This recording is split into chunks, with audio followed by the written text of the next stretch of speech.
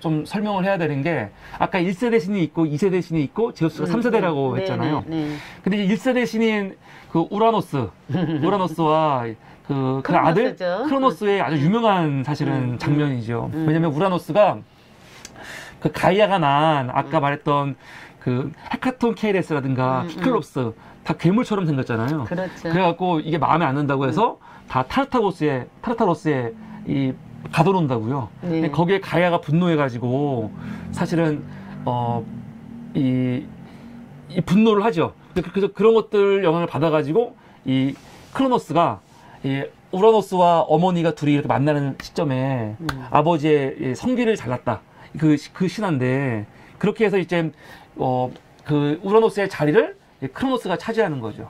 근데 티탄신 중에서도 막내가 크로노스거든요. 네. 근데 나중에 올림포스 신화 가도 사실은 제우스가 그 형제 중에 막내잖아요, 원래. 네. 막내인데 이 최고를 차지하는 거하고 비슷한 저는 그 신화를 보면서 그 성경에서 나중된 자 먼저 된다라는 그 이야기를 많이 생각을 하고 사람들하고 얘기할 때 그 얘기를 많이 해요. 그러니까 서열이라는 게 사실은 굉장히 재밌잖아요. 그러니까 토해내다 보니까 그렇게 되는 건데. 네. 아 근데 참 이상한 게 그 적장자 개념이 있잖아요. 그렇죠. 근데 성경에서 보면은 성경에서 철저하게 적장자 개념이거든요. 네. 그런데 실제로 영웅들의 이야기를 보면은 장자가 이어받는 경우가 거의 없어요. 드물죠. 항상 차자, 막내. 그렇죠. 그러니까 아브라함도 사실은 첫째가 아니었고, 그렇죠. 이삭도 마찬가지고, 야곱도 마찬가지고, 요셉도 마찬가지고. 그러니까 이 구약 전체적으로는 장자권을 되게 중요시 여기는데 거기 등장하는 사실은 그런 중심된 인물들, 영웅들, 신하들은 다 장자가 아니에요. 왜 그럴 것 같으세요?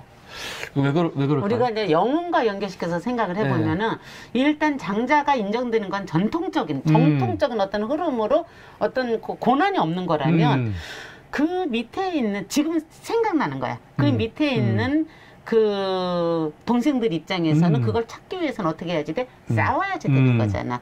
결국 영웅의 조건 중에서 일단 나의 정체성을 찾아서 나의 존재감을 찾아서 나의 익숙함으로부터 떠나면서 시련을 겪잖아요. 시련을 겪어서 거기서 자기 존재감을 인식을 하고 자기 소명의식을 받은 다음에 다시 돌아와서 귀환해서 새로운 에너지를 집어넣어 줌으로써 그 부족에 새로운 에너지를 넣어줌으로써 이게 확장되는 거잖아요. 진화되는 거잖아요. 그런 맥락에서 봤을 땐 장자하고 그 동생을 뭐라고 불러야 되는 거야? 차자라고 해야 되나? 차자. 그러게. 그러니까 그런 지점에서 영웅신화하고 맞물려지지 않을까. 지금 말씀하신 데 갑자기 그 생각이 났어요. 그러니까 신화란 결국은 영웅 이야기잖아요. 맞아요. 예. 그래서 그러면 영웅이란 무엇인가에 대한 우리는 이제 생각을 많이 해야지 되는 거기 항상 고난이 따라오고 거기와 연관해가지고 그렇죠. 시련을 극복하고 극복한 다음에 무엇을 하느냐? 극복하면 힘이 생겼단 말입니다. 힘이 생긴 그 힘을 가지고 다시 기항을 해서 그러니까 힘이 생겼기 때문에 기항을 해서 그거를 널리 펼친다. 우리로 말하면 홍익 이념을 홍익 인간이 되라 라고 하는 것처럼 그렇게 되면서 전체 공동체에 좋은 에너지를 넣는 것이 이제 영웅의 역할이니까 맞습니다. 예. 아마 그 적장권이 그런 것하고도 심리적으로 연결되지 않을까 이런 생각이 좀 드네요. 이게 그리스 신화에도 그대로 반영이 돼가지고 결국 티탄신 중에서 막내인 크로노스가 이제 차지하는 거죠. 근데 크로노스가 그 아버지를 이제 물리치고 이런 이 왕자를 차지할 때 우라노스가 뭐라고 하냐면 크로노스 너도 네 자식에게 똑같이 당할 것이다 라고 예언을 하거든요. 그래서 크로노스가 뭘 하냐면 크로노스가 나중에 그 같은 티탄신인 레아와 결합을 하잖아요. 그렇죠. 결합을 해갖고 이 레아가 자녀를 낳는데 이 우라노스 이 보통 쿠데타로 정권을 잡은 사람들은 쿠데타를 제일 두려워한다고 하더라고요. 그렇죠. 실제로. 네, 실제로. 그래서 군부 세력들이 군부를 이용해갖고 권력받은 사람들이 제일 두려워하는 게, 제일 경계하는 게 군대를 경계하는 거예요. 그래서 박정희가 하나회를 만든 거고, 이걸 경계하려고. 그렇죠. 비슷하죠. 크로노스도 본인이 권력을 잡았지만 자기 아들이 똑같이 치고 들어올 걸 들었기 때문에 그 이후부터 어떻게 하느냐. 레아가 낳는 자녀들을 다 먹어버리죠. 다 먹어버립니다. 그래서 이런 그림은 사실은 조금 특이한데 원래는 이렇게 뜯어먹는 게 아니고 삼키는 거죠. 근데 왜 많은 작가들이 이 그림을 뜯어먹는 걸 했을까? 원래 삼키는 건데. 네, 생각을 해보셔야지 되겠죠. 네. 네. 이게 참 특이하더라고요. 결국, 자, 아들은 아버지를 죽여야 자기가 설 수 있어요. 이게 굉장히 잔혹한 얘기 같이 들리지만 사실은 아버지라는 것은 뭐냐면 내가 아직 독립되지 않은 상태란 말이에요. 거기에서 떨어져 나와서 독립한다라는 개념이 아버지를 죽여야 설 수 있다. 그게 불교에서는 부처를 만나면 부처를 죽여라 그러잖아요. 자기 존재감 스스로가 독립하기 위해서는 그 죽여야지 된다는 거야. 기성세대 어떤 그 전에 내려오는 것은 그거 나쁘게 해석할 일이 아니라는 거죠. 그러니까 밟고 일어서서 새싹이 돋아야지 되는데 그게 그냥 꿀떡 삼켜갖고 그렇게 쉽게 되는 일이냐. 저는 아마 작가들은 그 상상력에 의해서 그 뜯어먹는 행위로서 이렇게 보여준 것이 아닐까. 지금 이렇게 질문하시는 걸 들으면서 든 생각인데 그리고 이게 더 맞다. 사실은 무언가를 이렇게 고정관념이든 내 안에 있는 기성세대의 어떤 것들이든 이거를 뜯어내서 새로운 그 에너지로 돌게끔 하기 위해서는 그만큼의 실현의 시간이 필요한 건데 그게 꿀떡 삼키는 걸로 될 일은 아니다. 그 과정의 중요성을 보여주는 게 저렇게 뜯어먹는 걸로 그림이 표현된 것이 아닐까.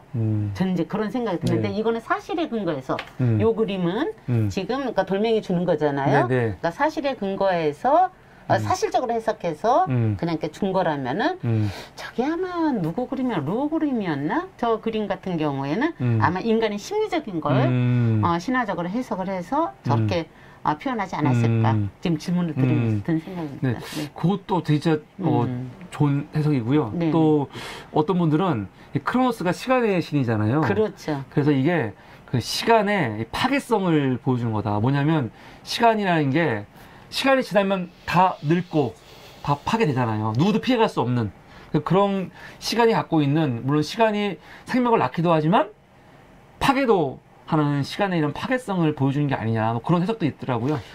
다양한 해석이 있을 수가 있는데 사실은 또 그러니까 이런 거 사실관계를 굉장히 중요하게 여기시는 분들 입장에서는 한번 체크해 보실 일이 있는데 그 김승정 교수라고 여러분들 그 도울 선생 아시죠? 네네. 그 유명한 도울 선생님이 따님이 이쪽 또 공부해서 유명한 그 저기 교수로 있어요. 아마 캐나다인가 어디서 정신 교수로 있는데 그분이 쓴 책 중에 보면은 이 크로노스는 시간의 신이 아니다. 그러니까 시간의 신하고 이름이 비슷해서 다 시간의 신이라고 하는데 사실은 전래되어 나오는 어떤 농부들과의 연결되어 있는 신이다.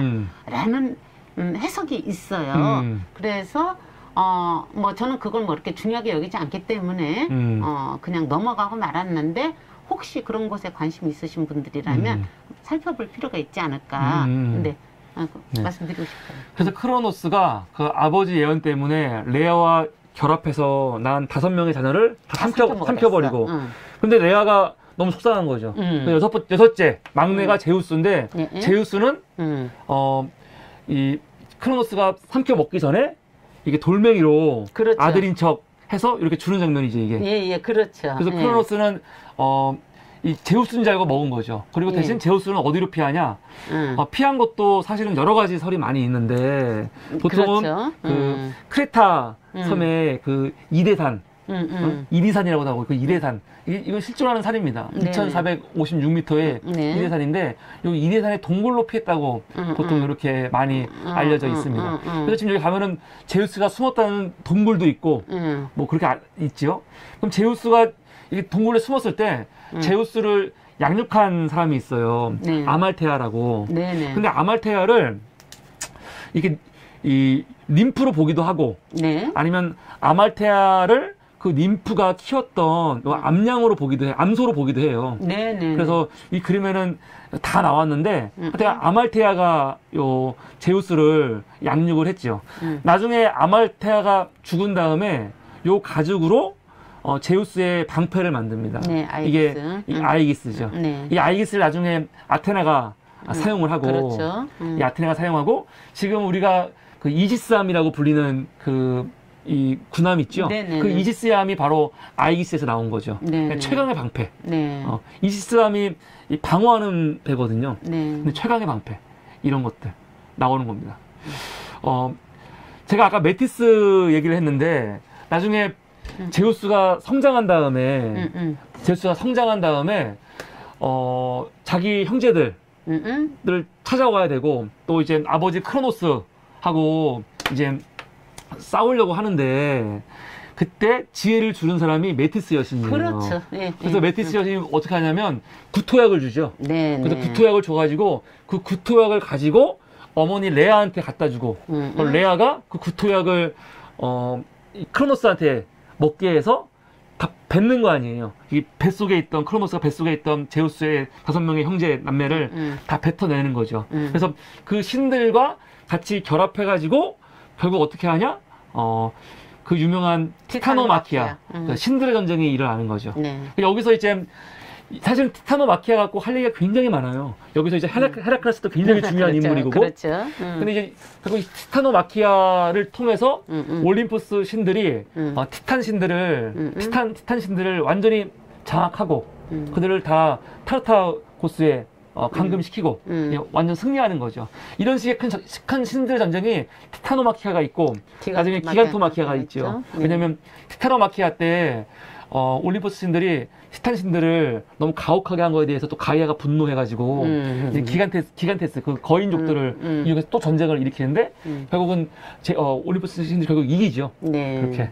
그래서 이제 네. 세대 교체가 된 거죠. 네, 크로노스에서 이제 제우스로 세대 교체가 되면서 이제 그 질서가 잡히기 시작을 하는 맞습니다. 거죠. 예. 네. 맞습니다. 예. 그래서 제우스가 사실은 우리는 보통 천둥 벼락의 신, 뭐 하늘의 신 생각하는데 제우스가 관장하는 게 질서를 관장해요. 전체적인 그렇죠? 예, 질서를 관장하기도 하고 또 뭐 여러 가지 의미가 많이 있습니다. 그래서 제우스의 삼형제 얘기를 이제 시작이네요. 앞에까지는 네, 그냥 네, 좀 전제였고 네, 네. 이제 제우스 얘기를 좀 빨리 하도록 하겠습니다. 우선 제우스의 삼형제가 라고 하면은 대표적인 제우스 삼형제들의 그런 신기 혹은 이런 뭡니까 이런 기물이 있죠. 기물이 있어요. 기물이 제우스는 다 아시다시피 이 번개와 벼락. 네. 이거를 누가 준 거냐면 아까 히클로페스 그렇죠. 외눈박이 거인이 준 거고 또 포세이돈에게는 삼지창도 마찬가지예요. 그렇죠. 히클로페스가 그러니까 만들어준 거고. 헤파이스토스가 있기 전까진 히클로페스가 제일 뛰어난 장인이었죠. 나중에 이 히클로페스가 헤파이스토스 밑에 가서 아마 일을 할 거예요. 그런 이야기도 있습니다. 그리고 하데스 같은 경우는 그 투구 키네. 키네라고 하는 투구 이걸 쓰면은 모습이 가려지는. 네. 그래서 하데스의 뜻이 보이지 않는 네. 뭐 그런 뜻이잖아요. 누구도 네, 알 수 그렇죠. 없는 그런 뜻입니다. 그래서 키네 같은 것도 다 키클로페스가 준 거고 네. 제우스가 이제 그 주피터 목성을 가리키는 신이기도 그렇죠. 하고 네. 포세이돈은 해왕성, 네. 넵툰 그리고 네. 하데스는 명왕성을 네. 가리킵니다. 제우스를 얘기할 때 아까 제우스의 탄생 이야기를 했는데 사실은 이게 참 이거 어떻게 할까? 우라노스는 이 크로노스에 당하면서 너도 똑같이 당할 거야 얘기했잖아요. 그러니까 크로노스가 안 당하려고 사실은 자식들을 먹은 건데 그거 당한다고요 제우스한테. 그러니까 크로노스도 제우스한테 뭐라고 하냐? 너도 나중에 메티스가 딸을 낳은 다음에 그 다음에 아들을 낳을 건데 그 아들한테 왕을 뺏길 거야 라고 예언하니까 제우스도 두려운 거죠. 그렇죠. 그래서 한 행동이 어떻게 하냐면 아빠하고 똑같은 행동을 하는 거예요. 네. 메티스를 삼켜버려. 네. 크로노스는 레아를 먹지는 않았잖아요. 그렇지. 레아가 난 자식을 먹었는데 제우스는 아예 메티스와 관계를 맺고 메티스가 임신을 하니까 아예 메티스를 먹어버리죠. 네. 메티스를 먹어버립니다. 이게 근데요. 네. 우리가 그 약간 이제 관점을 달리해서 네. 아마 우리 사무리님 세대도 그런 게 있는지 모르겠는데 예전에는 뭐 공부를 하고 나면은 뭐 책거리 한다. 뭐 어떤 사람은 신원 저기 사전 같은 거를 막 외운 다음에 뜯어서 삼켜버린다. 뭐 이런 얘기들이 있거든요. 맞아요. 예. 이게 뭐냐면은 메티스를 삼켰다라는 것이 아우 끔찍해가 아니라 그 지식을 체화시킨 거예요. 그럼으로써 제우스가 현명한 군주처럼 돼버린 거예요. 그 지식, 그러니까 힘과 지혜가 드디어 결합이 돼서 조화를 이루어서 제우스가 훌륭한 신으로 거듭날 수 있었다라는 관점으로 일단 한번 보는 것도 중요하다. 좀 그 말씀을 청구하고 싶었어요. 네. 근데 이제 메티스를 이렇게 먹었는데 어느 날 제우스가 머리가 너무 아파갖고 막 소리 지르고 그러니까 헤파이스토스가 아들 헤파이스토스 양날 도끼를 가지고 와서 이 머리를 깨주죠. 네. 머리를 깨주니까 놀라운 건 여기서 누가 나왔냐? 이제 아테나 여신이 나온 거잖아요. 그렇죠. 소리를 지르면서. 근데 난 이 신화가 되게 중요한 게 물론 그 제우스가 메티스 여신, 지혜의 여신을 먹어가지고 현명한 왕이 됐다는 것도 되게 좋고, 근데 특히 아테나의 탄생이 되게 중요한 게 아테나가 탄생할 때 어떻게 탄생했냐면 아기의 모습으로 응애응애 탄생한 게 아니고 네, 완벽한 모습으로 투구를 쓰고 창을 두고 여기 그림 나오잖아요. 이것처럼 완벽한 모습으로 출연했거든요. 네. 근데 이거에 대해서 사실은 뭘 의미할까 했을 때 여러 가지 의미가 있다고 얘기를 하는데, 우선 신들은요 자기의 능력을 뭐 결합해서 자식을 낳으면은 자식한테 많이 나눠줘요. 세습이 되거든요. 세습이. 근데 우선 제우스가 사실은 자기 머리를 통해 낳았다 하는 거는 누구는 해석을 이렇게 하더라고요. 지혜는 세습이 안 된다. 그런 해석을 하더라고요. 지혜는 세습이 안 된다. 단독으로 태어나고 완전히 태어난다. 뭐 그렇게 해석하는데 저는 이 해석을 보면서 굉장히 일리 있다. 고대 그리스인들은 자식한테 뭐 돈, 물질, 권력 다 줄 수 있는데 지혜는 아버지가 지혜롭다고 해서 자식이 지혜롭구나. 그게 아니다. 그런 식의 해석을 하더라고요. 네네. 그래서 그거에 대해서 좀 많이 동의가 됐습니다. 아, 그렇군요. 네. 네. 그 아테나 탄생에 대해서는 이제 그런 식으로 어떤 심적인 어떤 쪽으로 해서 풀어서 볼 수도 있지만, 또 이제 그 많은 페미니스트들은 그 그리스 로마 신화를 굉장히 싫어해요. 왜냐하면 모든 신화가 그러니까 여성 신화에서 가이아나 뭐 크로노스까지도 전부 다 여성들의 힘이 관장하거나 하고 있는데 제우스를 가면서 완벽하게 힘이 가부장제로 이렇게 손을 딱 들어주는 거란 말입니다. 그런데 거기에서 나오는 이 모든 신들은 사실은 그 예전에, 그러니까 뭐, 스님 이제 근동 강의를 하셨으니까, 뭐, 메소포타미아 문명이나 이집트에서부터 내려왔던 신화들이, 그리스로 넘어오면서 신들이 이제 축소가 되기 시작하는 거야, 자기들의 그 힘이. 그랬을 때 아테나 같은 경우가 실제는 남성성과 여성성이 있는 아테나인가? 내가 지금 이름은 잃어버렸는데 그 여신의, 그러니까 말하자면 태무신이었던 거예요. 어느 지역에.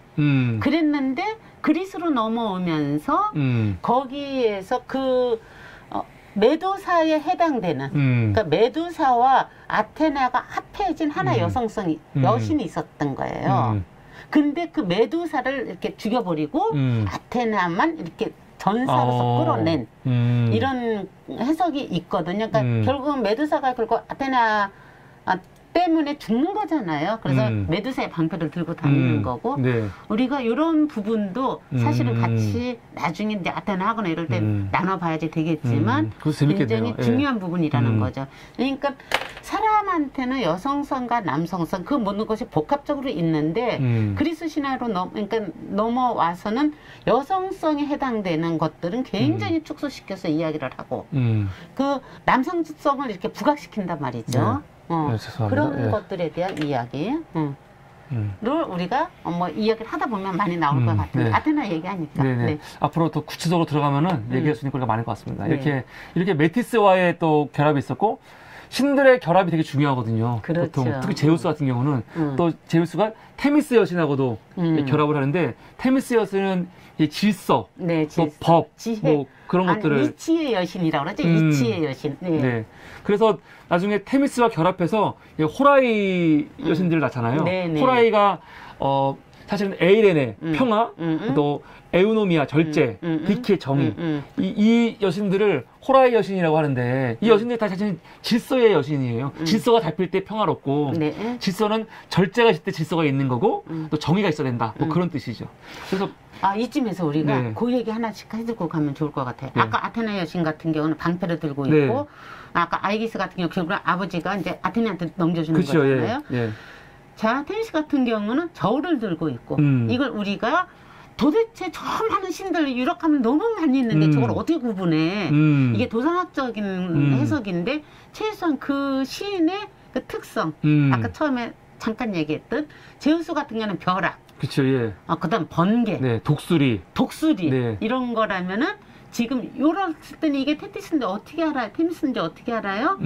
저울 들고 있잖아요. 네. 뭐 이런 것들도 네. 하나씩 하면서 얘기해 주시면 좋을 것 같아요. 네. 보통 이제 법정에 그 사법부 같은데 앉아 있는 신이 테미스 여신이 많이 앉아 있죠. 네. 그래서 원래는 눈도 많이 가려져 있어요. 이렇게 네. 눈도 가려져 있는데 그게 있고, 그리고 이 앞에 보이는 4명의 여신들이 있습니다. 이 디오네, 레아, 테미스, 암피트리테가 있는데 이 디오네 얘기를 하려고 그러는데 디오네 같은 경우는 사실은 특별하게 여신으로서 어떤 주목할 점보다는 그 딸이 아프로디테. 근데 아프로디테는 워낙 출생사가 많잖아요. 그렇죠. 우라노스의 그 사실은 그 성기 거품, 거품에서 나온 거 보티첼리의 그림이 되게 유명하기 때문에 저기 아프로디테는 전부 그거라고 생각을 하게 되는. 근데 제우스의 딸이라는 신화도 있거든요. 그랬을 때 이제 디오네하고 결합해서 그쵸? 나왔다는 거죠. 디오네. 네.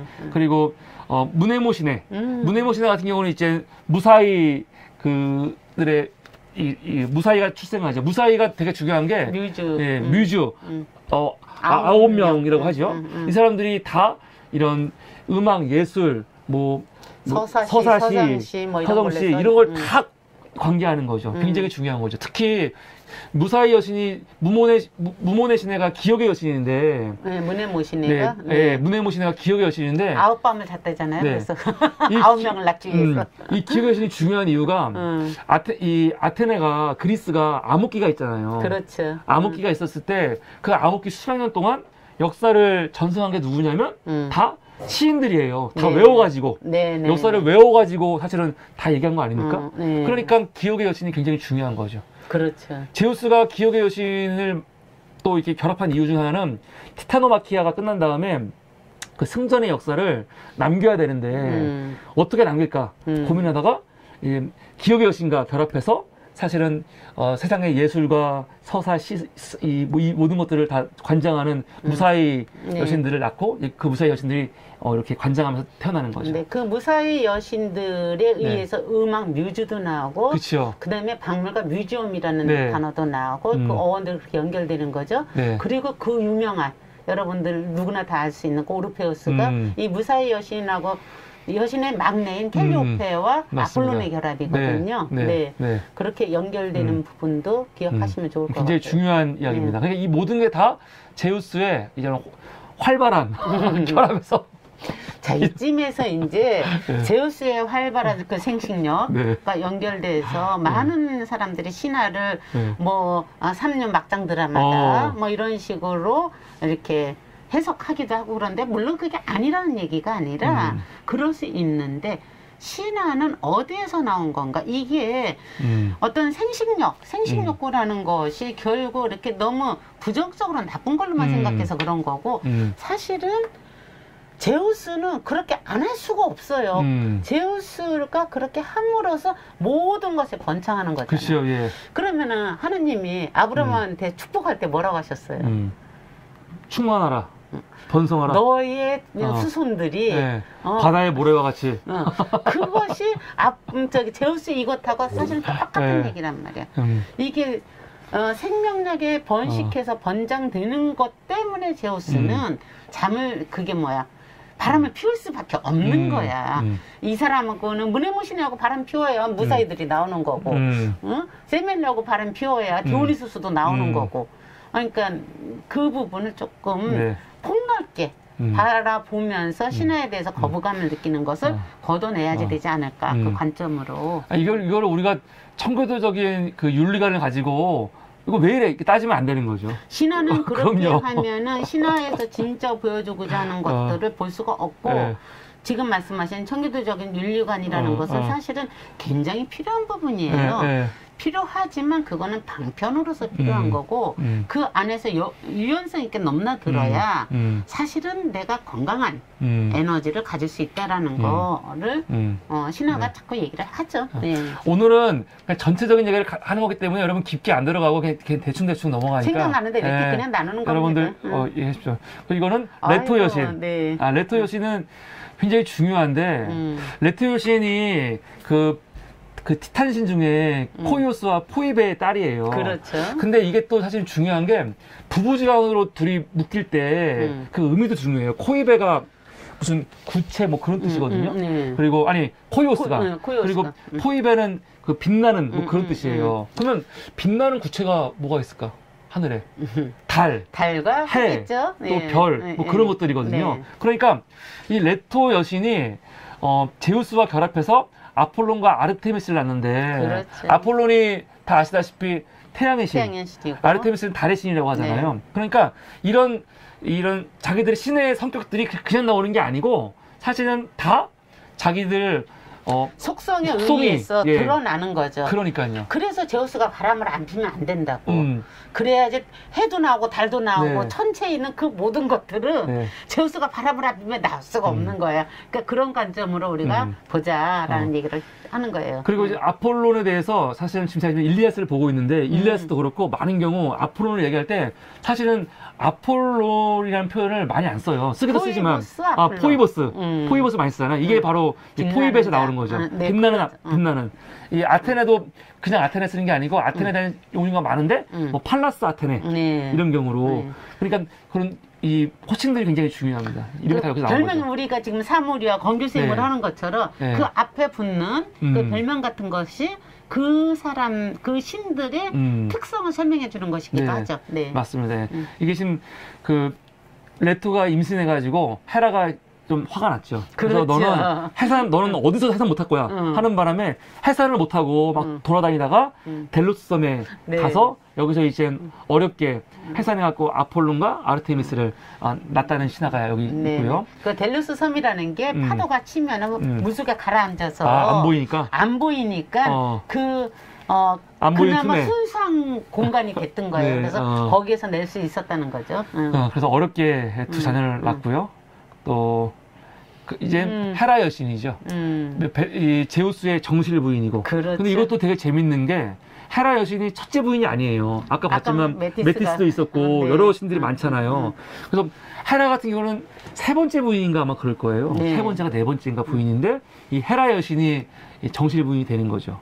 헤라 여신. 왜 그럴까요? 헤라한테 무엇을 권력을 주는, 그러니까 제우스가 그러니까 지배를 하면서 여기서 가장 중요한 역할 중에 하나가 모든 역할 분배를 시키잖아요. 물론 그때 처음에 기본 역할 분배를 시킬 때는 가이아가 참견을 해요. 제우스는 그 가장 나중난성 하늘에 있고 중간에 있는 포세이돈은 네가 중간이니까 네가 바다를 맡고 가장 늦게 나온 하데스는 네가 가장 막내니까 지하를 맡아라. 이렇게 그야말로 이치에 따라서 분배를 해주듯이 제우스는 나중에 자기가 위에서 이제 권력을 딱 잡은 다음에 공평하게 분배를 할 때 헤라한테 결혼의 여신, 가정의 수호신으로서 역할을 분배를 해주는 거예요. 그러니까 결혼의 수호신으로 하니까 저는 정실 부인으로 인정이 될 수밖에 없겠다. 여기서부터 이제 질서가 잡힌 거다. 뭐 이런 식으로 해석하면 되지 않을까 싶어요. 그래서 헤라 같은 경우는 바람 피는 걸 굉장히 싫어하고요. 가정의 수호신이니까. 네, 그러니까요. 그래서 화장품도 그냥 질투가 아닌 거야. 화장품도 헤라가 있잖아요. 그래서 그 화장품 헤라는 사실은 20대 젊은 사람들이 쓰는 게 아니고 중년 부인들, 중년 부인들이 쓰는 화장품입니다. 헤라가. 그래서 헤라예요. 정말 그래요. 우리가 이거 신화를 공부하다 보면은 지금 시중에서 딱히 명품과 연결되어 있는 것들은 다 그 명칭이, 브랜드명이 신화에서 나온 것들이에요. 나온 거 많죠. 엄청나게 많아요. 근데 나중에 이제 그런 것도 보면 재밌는 게 많습니다. 브랜드하고 연결시켜서 봐도 그래서 제우스와 헤라가 결합해서 그 장자가 헤파이스토스가 나오고 대장장이신, 그리고 젊음의 신 헤베, 또 출산, 에일레이티아, 또 전쟁의 신 아레스가 나오죠. 그럼 여기서 사실은요, 적장자가 되게 중요한데, 사람들이 질문을 해요. 헤파이스토스가 사실은 굉장한 능력이 있는 신이거든요. 그런데 그렇죠. 외모라든가 그런 게 되게 좋지가 않고 또 장애인이에요. 다리를 절뚝거리잖아요. 네. 어떤 신화에서는 다리 하나만 절뚝하고 어디서는 두 개 다 절뚝거리거든요. 그 이유도 이제 그 신화마다 해석마다 네. 전부 다르죠. 그러니까 그런 것들. 그럼 왜 그렇게 했을까? 적장자인데. 아까 그거하고 연결시켜서 보면 되겠네. 우리가 아까 적자, 둘째 아들, 큰 아들 얘기했던 거. 그쵸? 그런 맥락에서 봤을 때 큰아들, 근데 사실은 또 우리가 이 얘기는 그러면은 헤파이스토스는 헤라가 혼자 낳았다는 얘기도 있어요. 그런데 이제 제우스와의 자식이라고 했을 때는 아버지가 헤파이스토스를 미워해요. 그쵸? 엄마 편 들어서. 그래서 아버지가 이렇게 집어 던져갖고 맞아. 떨어져갖고 자기가 일어나서 이렇게 툭툭툭 이렇게 맞춰갖고 뭐 네. 나사가 하나 없어갖고 한쪽 다리가 절름발이가 됐다라고 얘기하는데 여기서 심리적으로 아버지 아들의 관계를 보면 되는 거죠. 또 이런 해석도 있어요. 헤파이스토스가 명장이잖아요. 명장이거든요.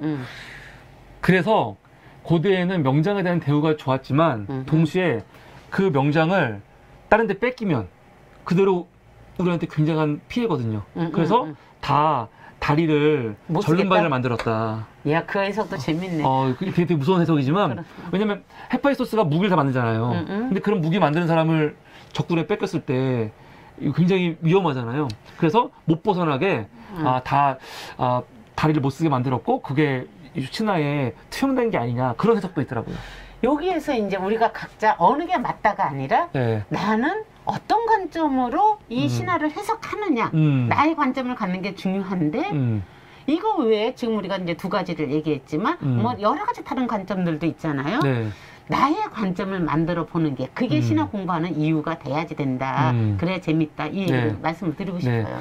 지금까지는 이제 제우스가 그 신들과 결합하던 관계라면 제우스는 또 인간들하고도 결합을 많이 하잖아요. 많이 하죠. 근데 인간들하고 결합할 때는 모습을 숨겨요.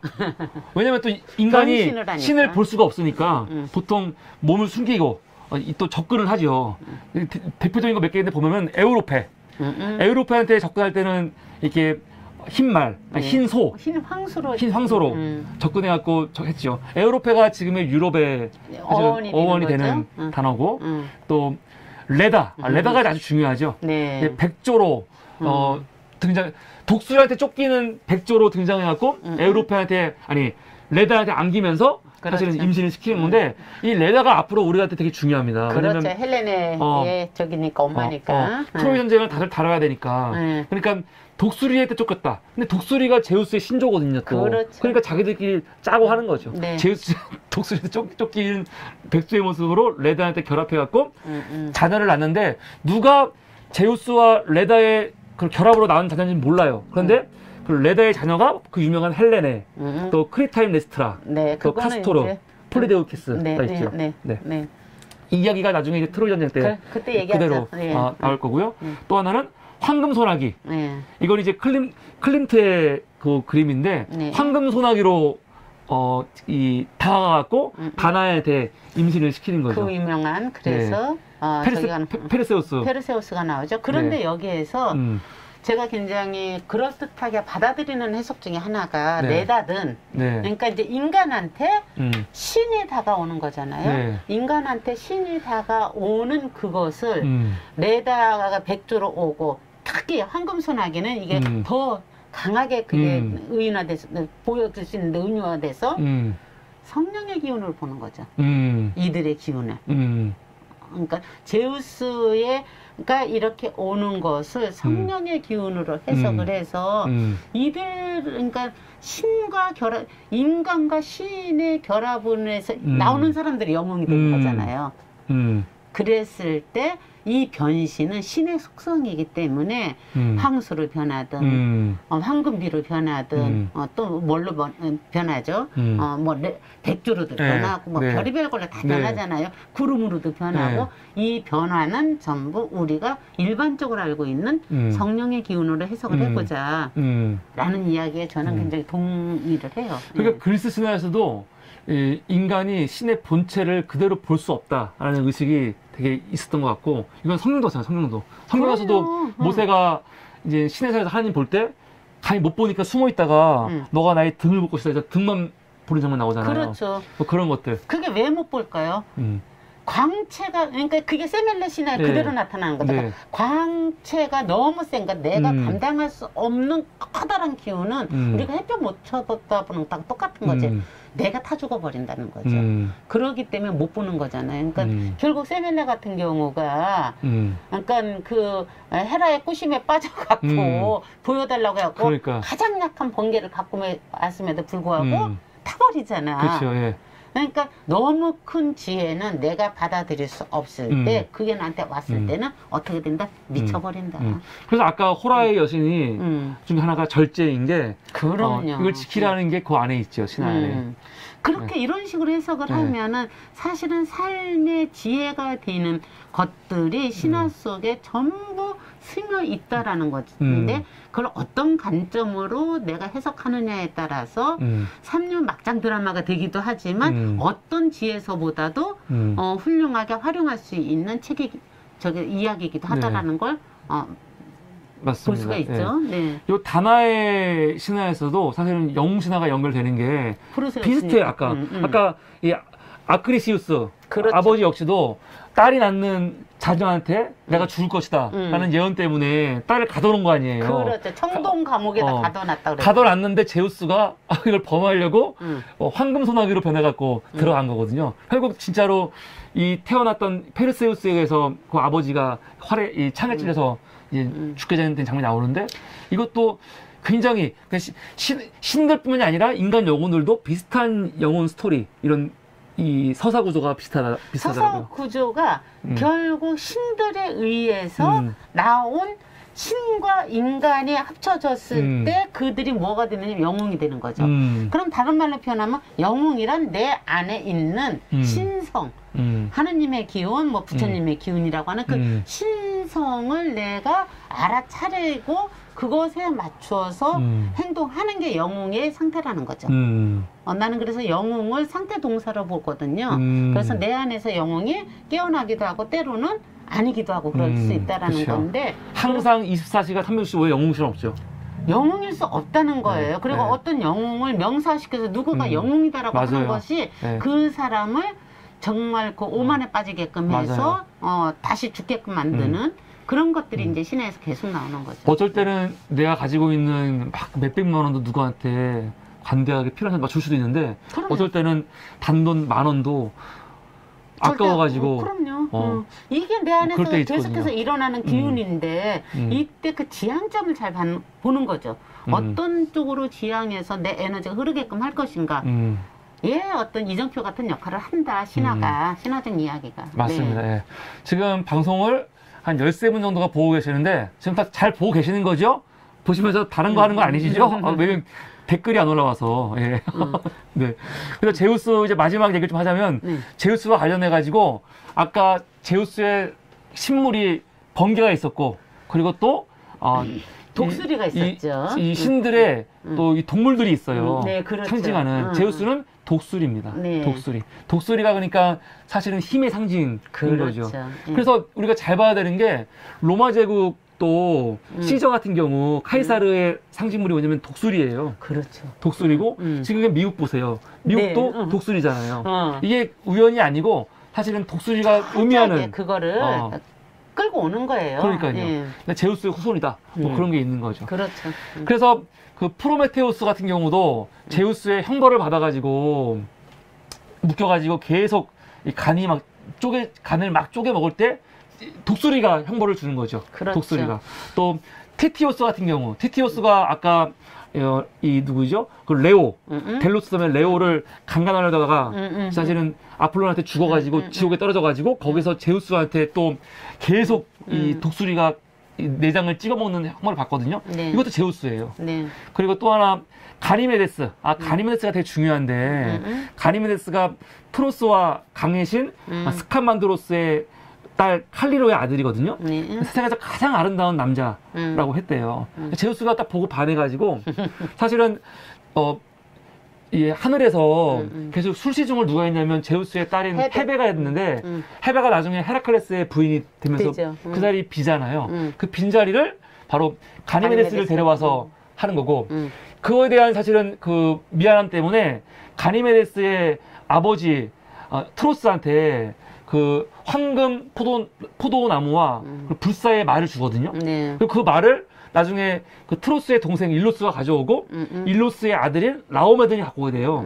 결국 근데 그게 중요한 게 이게 트로이 전쟁과 굉장히 밀접한 연관이 있습니다. 그렇죠. 그 얘기는 이제 트로이 넘어가서 전쟁할 때 하고 예. 넘어가도록 하겠습니다. 그러니까 이제 여기서 네. 포도나무나 이런 것들에 대한 상징성들을 우리가 그 포도나무가 괜히 포도나무가 아니고 그러니까 디오니소스에 가면 이제 디오니소스에서 포도나무가 만들어지는 건데 그랬을 때 나는 포도나무요 너희는 가지노라라고 하는 그 성경 말씀도 그냥 나온 말이 아니다. 그러니까요. 라는 것을 알아보면 좋을 것 같아요. 그러니까 신들의 이름은 정말 우리들가 안 보면서 하다 보면 자꾸 헷갈린단 말이야. 아까 메티스냐 테티스니까 헷갈린 것처럼. 그런데 그 이름보다는 그 안에 스며 있는 의미를 내 시각을 해석하는 것을 자꾸 훈련해보자 라는 이야기를 다시 해보고 싶어요. 근데 그리스 신화의 신들 이름은 완전히 그 그리스어 보케블러리예요, 사실요. 그렇죠. 우리는 되게 이름이 어렵지만 우라노스가 하늘이고 다 그래요. 그러니까 그리스 신들은 그 신들의 이름이 그냥 하늘신, 달신, 뭐 태양신 다 그런 거예요, 그냥. 근데 우리는 그걸 뜻을 모르니까 헷갈리는 거지. 그리스 신들은 그대로 그냥 신인 거죠. 근데 이름이. 이제 그게 그래서 신화에 접근하는 게 힘든 것 때문에 제가 이제 자꾸 염려돼서 말씀드리는 거예요. 신화를 처음 접근할 때 가장 사람들에게 어렵게 생각하는 것이 이름이 너무 복잡하고 그러니까. 사람들이 너무 많이 나오고 간신히 끼워 맞춰놨더니 얘가 또 왜 갑자기 또 아버지가 바뀌었어 뭐 이런 느낌이 드는 게 참 많아서 지금 자스민 씨가 말씀하신 대로 매번 들어도 어려울 수밖에 없어요. 근데 그 어려움에서 벗어날 수 있는 유일한 길은 제가 공부했던 방식으로 하면은 그거를 계보를 전부 외우려고 할 필요가 없이 뭔가 하나 꽂혔어. 그러면 그 꽂힌 걸 내 시각으로 해석해. 그러면 이렇게 연결이 돼서 그림이 이렇게 다 보여지거든요. 그러면서 자연스럽게 이름들이 내 안에 스며들게끔 해야지.